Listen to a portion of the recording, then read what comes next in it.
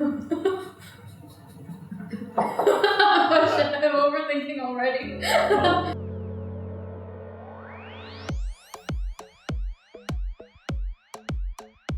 Hello and welcome back to another episode of Happy Hour. Today we have Carmen back on another episode. Hello. I'm sure you might remember her from our job hunting episodes.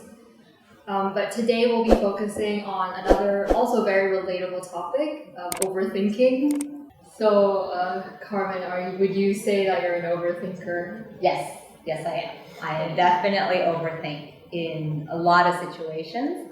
I think I overthink at work, and it does have a lot of impact on just my own personal well-being when I do overthink at work. Like, for example, so in my job, I do a lot of presentations, I have a lot of meetings, and sometimes a lot of these meetings, when I start to prepare for these meetings, I go, oh yeah, I have these numbers I want to share, I have these data I want to share. And then you start to get into nitty-gritty of, oh, what if they challenge me? What if, what if it's not 3%, it's 4%? Where do you get this source? And where do you get this data? And I think that you start to go into this rabbit hole of just, okay, I need to make sure everything is perfect. Yeah. And to some extent, I think it's good because then it helps you prepare. But then it just goes overboard, and then you spend a lot more time than you actually need. And then when you go into the meeting, they ask none of those questions. And then you just kind of realize, it's almost kind of like, oh, I did all this work for nothing. And I spent all this time for nothing, and I worry for nothing. And I think the worst part of it is not even the preparation part. It's the fact that I lose sleep.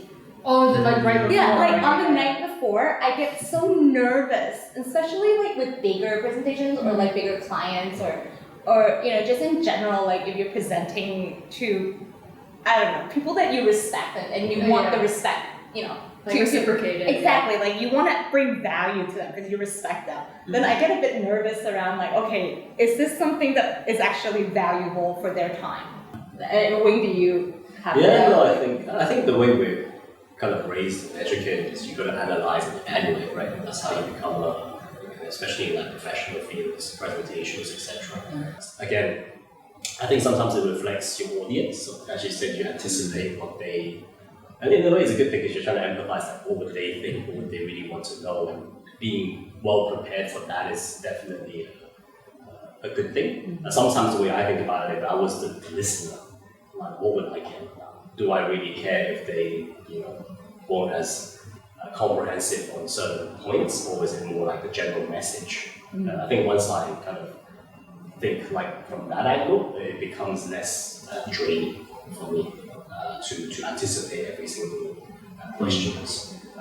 Honestly, in certain fields, asking tough questions is part of the job. So in those cases, you're kind of forced into this overthinking mode at work. So that would be my kind of take. I think it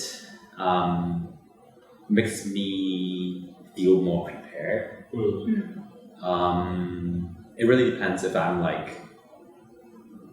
if people are trying to sell me an idea or if I'm selling the idea. I think in both situations or scenarios, I would overthink. If I'm being sold an idea, I would overthink how much work they have prepared to sell me this idea beforehand, and then I try to. So nice. I know, no, but then that's I don't know. Sometimes it's just you cannot overthink too much. You should just focus on a decision, the objective part of the idea. Okay. Instead of being being too considerate on how you should react, so that they will not feel bad about selling the idea. And obviously, if you're trying to sell the idea, you overthink, just like what you said before. Try to be prepared, any question they would shoot at me, and I just try to be prepared. Even your mouth is overthinking the word. Exactly. Yeah. So yeah, for sure. I think I'm an overthinker. Would you guys say you'd rather work with someone who overthink or underthink? Or oversimplify things? Working with or working for? I would like to work with somebody who overthinks, and I would like to work for somebody who overthinks. Good answer. That was exactly what I was thinking. Because I think like for me back in uni, I used to like overthink just something as simple as emails all the time. Well, I mean, obviously, if you're job hunting, then you have to like tailor it because the other person's not gonna see you before you get an interview. But I was also, I think the specific situation I'm thinking about was when I was trying to ask a company like in Korea so like for I guess like permission, consent, if I could do like my dissertation on them, and it does involve a lot of like invasion of like there's a lot of censorship that goes on right in the companies, so I have to word it in a very particular way to say that hey, I'm not doing anything suspicious, and like this is like this will be a huge project of mine, so just like in a way you kind of have to overthink. But then I remember I told my personal tutor that I ended up spending 3 hours writing this one email. And then he was like, that's when you know it's overboard. Yeah. If you take more than 1 hour for an email, it's just like, no. I think it gets better over time because like from what you shared just now, I think you're trying to be as professional as you can be. Yeah. But then as you mature or you try to like grow as a person, in terms of in your career or for work, you probably would overthink Less. You spend less time. Less time. Yeah, you spend less time. Yeah. Things become intuitive. Yeah. Because I of think this. you just keep writing the same type of emails, right? I mean, when I started, You get a template. exactly. Because I remember going like, oh, should I say dear so and so or hi so and so, Kind regards, or yeah, yours exactly. sincerely. Exactly. Like, should I say best regards? And it's so minor, these details that you think are so important because how you verbalize something or how you communicate something. Which word do I use? It makes a difference. And the reality is, I think on the receiving end of it, if they can get the overall message, they're not really thinking in that sense for the most part. I mean, some people can be a bit sensitive around did you just call me doctor or did you not call me doctor? But for the most part, people are quite... I think the more people you reach out to and deal with, the more you realize everyone is different. So there's no way you have a single one. So how about like in social situations, like friends, like dating and things like that, and like family even? Dating? I'm really waiting to share something with us. I don't date anymore, so I don't know. Don't consider it. Well, you take your wife out on dates, so like, do you overthink? I overthink a lot less now, obviously. Okay, yeah. Because you built that relationship with your wife. Yeah. You know what she Second wants, guessing. right? Yeah. You know what she likes. Most of the time, yes. Because women are an eternal mystery. Change is the only constant. Well, no, speaking of gender, it's women, and There is a making trope. Yeah, There is a trope. I'm making a generalization, and there is a tendency to believe that women overthink more than men. And I've seen that kind of concept floating around, and it may not be true, right? It definitely would not be true. I think both gender would have different types of things that they overthink about.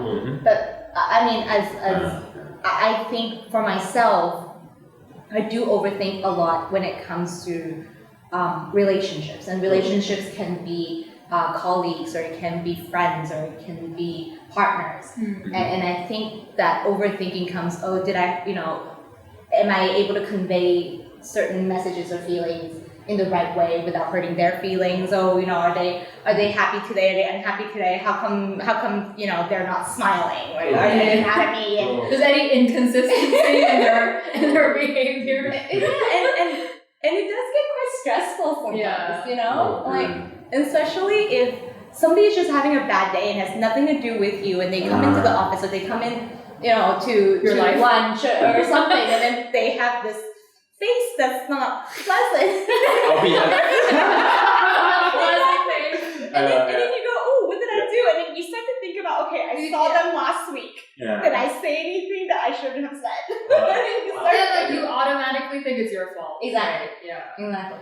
As you grow older, you meet more people. So like a lot of times you have accumulated more experiences, and hence you would overthink more. Do you know what I mean? Okay. Yeah. Because like you try to like you try to present yourself as who you are, and then you kind of like you get a feedback from somebody that you shouldn't do this or you shouldn't do that, and then you start to like collect a lot of things that you shouldn't do. So you tend to overthink more, but at the same time, as you grow older, you should learn not to care so much what other people say you shouldn't do. You know how to prioritize. Yeah. So it's just like I think feedback, same as work. I think it's based on what feedback you get. And then how you process that. Yeah. So if I only get 1 or 2 pieces of feedback, I'm more likely to overthink. But if I get thousands, hundreds of feedback, there might just be things that I'm like, okay, this is just not good feedback. So I'll just take that into consideration. I think as long as it doesn't hinder you in different aspects, and I think if you overthink, for example, what I mentioned about losing sleep over, overthinking a presentation, or deteriorating a relationship by, pressing on something. How come you're upset today, and how come you're upset at me, and in reality it had nothing to do with you, may actually hurt a relationship. So things like that, like I think as long as it doesn't do any harm, I think thinking is great. I think the tipping point is when it starts to cause some sort of other effects. I think that's when it's that's a good point. I think that's good. So how about like in a personal context? So like when it has possibly nothing. I mean, there is a gray area, but like not really like how you interact with other people or interact in the workplace, but more with like thinking about your personal like traits, like personality, body, or even just like I think overthinking. This is the thing you probably reflect the most out of on yourself. On yourself, because it's kind of like at work or social relationship. It's all about yourself. So I think the more comfortable you are with who you are, the less this becomes a point to overthink. I think at a younger age, this definitely was a big thing. Like no matter especially like teenage years. Teenage years, you're still shaping your thoughts, and you meet a lot of different people as well. So for me, one of the biggest things about this is when you move from one kind of place or community or context to another, that's a really good experience, I think, because you realize that the stuff I used to worry about means nothing here. A new perspective, right? And then when you move to another one, you're like, okay, so this is also so what is important? Because then you get like a common thread. It's like you just treat people with respect, no matter what culture and places you're in. More likely than not, you're going to find good people around you. You're going to get good feedback, and you're going to become more confident with who you are personally. So just little things like that, I think it's that's really important. So I would say at this stage, I probably don't want to think about taking criticisms, because I've taken so many already. So I'm not really like that bothered about it, because those people who criticize me aren't in my life anymore. And one thing is that most people who criticize other people are generally, it's a little bit of insecurity. It stems from them rather than So that's but you wouldn't understand that when you're younger. Oh, you wouldn't. Right? So, exactly. Because even if someone told you that, right? Like, it's just because like, they're insecure themselves, but you don't really understand what that means. You believe it. Until one day you're like, until one day you start criticizing other people, and it's like, I'm insecure. Only doing it because I'm like, exactly. There's a part of that. There is a part of that. I would say like another example of like a personal situation I would overthink is like, should I take up this hobby, like start a new hobby? If I want to like start painting, it's like watercolor painting or like oil painting, and it's like, but then like water's probably easier because you get a smaller palette, like a travel palette. But then if it's oil painting, then you have to like buy all this like ethanol, like just this alcoholic solvent for like the oil, and then the materials are much more bulkier and it's like smellier. So then I started to overthink like, I want to do oil painting, but then like you see, and then it goes on and on and on.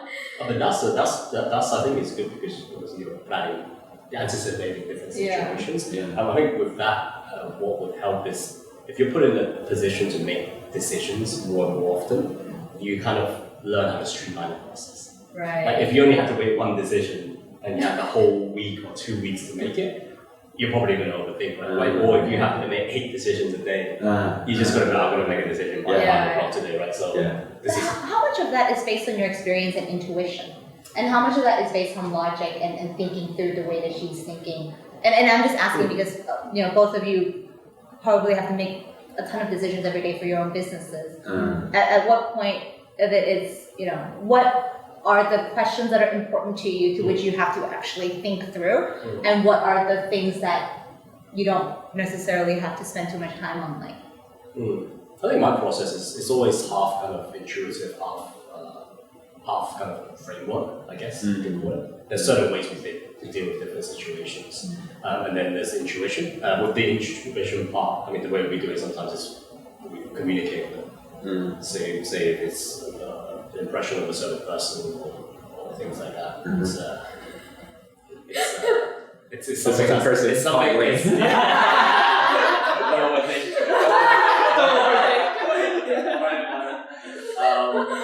I think then the kind of second source of kind of confirmation is to answer people you trust. That's also important to have like a good support. I think we were just going through like overthinking quotes earlier. Like I think was it Martin Luther King Jr. said, Which one? but you don't have to see the whole staircase in order to take before you take the first step. Something like that. Yeah. Because usually I think a lot of the overthinking, especially with career paths, is like, oh, what if the path I chose isn't like the best one for me? But in reality, there's like it's how you make it, how you adapt to it, right? Like I do have a few friends who have a tendency to like just decide not to decide, so that because they're scared of regretting their decision, which holds them back, to be honest. But this is just interesting because when we first started it, I think we all felt we were overthinkers. But do you say that in relative to people around you, or is it more just an internal nature? Because I don't think I compare it to other people.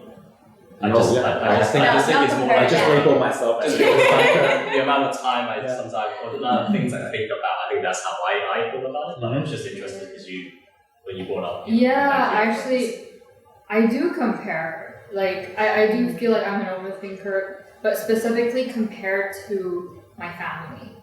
So because like I think I'm an overthinker, mostly because my family tells me that I'm an overthinker. I think I definitely am an overthinker, not by contrast with anybody else, but by the nature of how I live. And I think what, you mentioned the quote earlier with Martin Luther King on taking that very first step. I think it resonated a lot with me because something as simple as like going downstairs for a run. Like it's like I start to think, oh, it's so hot outside. If I'm gonna wear a mask, I cannot breathe. I think it's just called lazy, right? I'm giving myself excuses. That's what and then it's gonna be so difficult. My muscles will be so sore. And I do this with like running. I do this with like dragon boating. I do this all the time. And then you realize as soon as you take that first step and you're out. But you won't even have a chance to think about it. You'll just finish, and then you'll come back and you're like, "Oh, that wasn't so bad." I think worse is the fear, and I think you touch on it, and we laugh about it. The part of what we don't know is what will happen, and like how would it feel. You're imagining all these scenarios, and that's true of what you just mentioned. Is the fear of that unknown, and then as soon as you take that first step, you're like, "Oh, that wasn't so bad. Oh, okay, it's done now." And I think that resonated a lot with me. So for me, I'm an overthinker because I think of a million possibilities, and then you get such paralysis from it that you end up being like, oh, I really don't want to do this. Versus if you just take that step, you're like, well, it's done before you know.